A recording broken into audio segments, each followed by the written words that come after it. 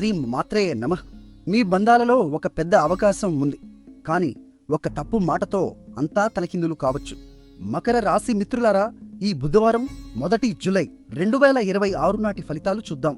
పండిట్ సూర్యప్రకాష్ని మీతో.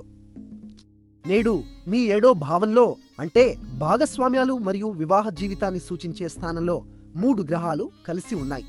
గురువు అంటే బృహస్పతి ఉచ్చ స్థితిలో ఉన్నారు. ఇది 12 సంవత్సరాలకు ఒకసారి వచ్చే అద్భుతమైన హంస మహాపురుష యోగం.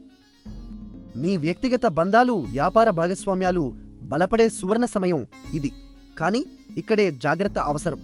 నిన్నటి నుండి బుధగ్రహం వక్ర గతిలో ఉన్నాడు, అంటే వెనక్కి నడుస్తున్నట్లు కనిపిస్తున్నాడు. దీనివల్ల కమ్యూనికేషన్లో అపార్థాలు, పాత సమస్యలు తిరిగి రావడం జరుగుతుంది. ఇది కూడా మీ 7వ భావంలోనే ఉంది. కాబట్టి భార్యాభర్తల మధ్య లేదా బిజినెస్ పార్ట్నర్తో మాట్లాడేటప్పుడు చాలా ఓపిక పట్టండి. ఈరోజు నక్షత్రం ఉత్తరాషాఢ. దీని అర్థం శాశ్వతమైన విజయం. సూర్యుడి శక్తి ఈ నక్షత్రాన్ని నడిపిస్తుంది. కాబట్టి నేటి దశ శక్తి కూడా సూర్యుడిదే.